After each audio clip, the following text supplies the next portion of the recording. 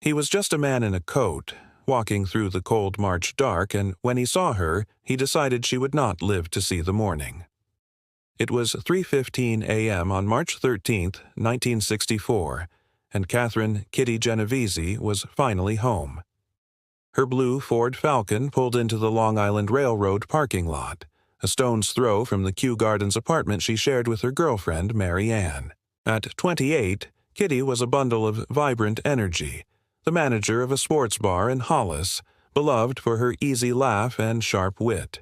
She was a daughter, a sister, a friend, a woman whose life was a tapestry of ordinary, beautiful connections. She locked her car door and started the brief walk toward the sanctuary of her home, the click of her heels on the pavement a solitary sound in the sleeping neighborhood. She did not notice the figure detach itself from the shadows and follow her. The first attack was swift and brutal. Winston Moseley, a 29-year-old business machine operator, closed the distance and stabbed her in the back with a hunting knife. Her scream, a raw filament of terror, ripped through the still air. "Oh my God, he stabbed me! Help me!" From a top-floor window, a man's voice shouted into the night, "Let that girl alone." The figure, startled, retreated to his car, a white Corvair, and drove away.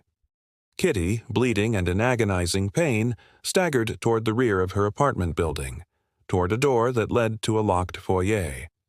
She was disappearing into a narrow, dark corridor, a place she must have believed was safe. But Moseley was not done. He returned. He had put on a wide-brimmed hat, a grotesque attempt at a disguise, and he systematically began to search for her, building by building, like a predator tracking wounded prey. What happened next in that hallway has become the stuff of urban legend and psychological infamy. For over half an hour, Winston Moseley stalked, assaulted, and ultimately murdered Kitty Genovese. He found her slumped at the foot of the stairs in her vestibule, too weak to flee. The attack resumed. More stabbings, sexual assault, a final theft of $50 from her purse. And throughout this prolonged and savage ordeal, the lights in the surrounding apartments flicked on. Silhouettes appeared at windows.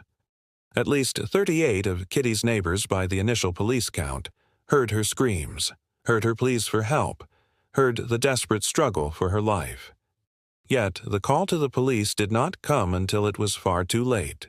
One man, a neighbor named Joseph Fink, later admitted he'd watched the final attack from his window, explaining he'd been too tired to get involved.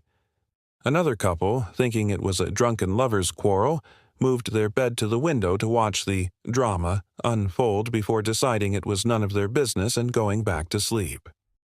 The story that would grip the nation was not just one of a random, vicious murder, but of a collective, baffling silence.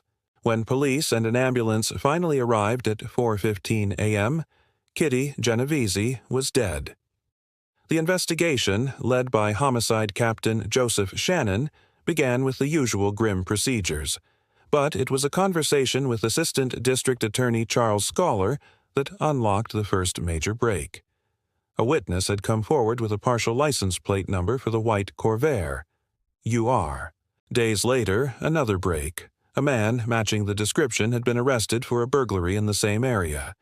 His name was Winston Moseley. In his car, police found a hunting knife and a portable television he had just stolen. He was calm, polite, and eerily detached.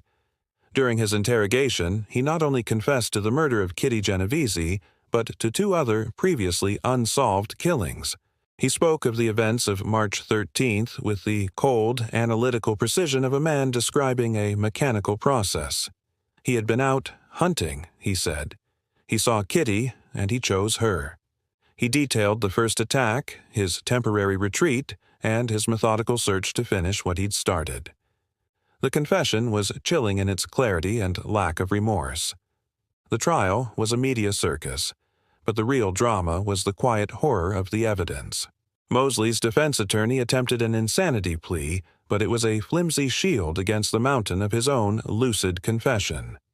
The prosecution's star witness was, in fact, the killer himself. Taking the stand, Moseley calmly reiterated every gruesome detail. He was asked why he had killed Kitty Genovese. His reply was a simple, bone-chilling sentence that sucked the air from the courtroom. "I didn't want to kill her, I just wanted to kill a woman." It was a statement that stripped the crime of any personal motive, revealing a void of empathy so profound it was almost incomprehensible. The jury deliberated for a mere few hours before finding him guilty of first-degree murder and sentencing him to death. But the story was far from over. The justice system would provide its own macabre twist. Moseley's sentence was later commuted to life imprisonment, and in a shocking turn of events he would escape from a maximum security hospital in 1968, holding a family hostage and assaulting a woman before being recaptured. A grim echo of his original crime that proved his predatory nature was utterly undimmed. Yet, the most enduring legacy of Kitty Genovese's murder was not the killer, but the witnesses.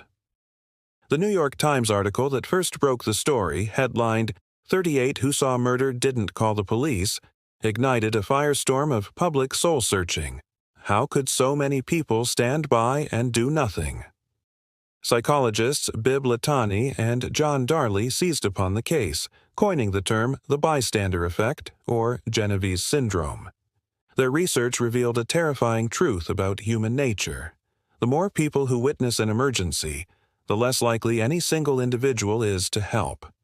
Responsibility becomes diffused. Everyone assumes someone else will act. The story of the 38 silent witnesses became a cultural touchstone, a dark parable of urban apathy.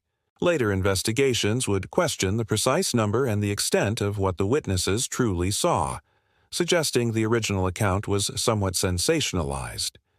Some may have only heard fragments, others may have seen a confusing scene from a distance and genuinely believed it was a domestic dispute. But the essential, haunting truth remained. A woman died over a prolonged period, her cries for help were heard, and no one came. Kitty Genovese was not a statistic or a psychological case study. She was a person who loved and was loved in return. Her family and friends were left to mourn a life stolen, their grief forever compounded by the infamy of her death.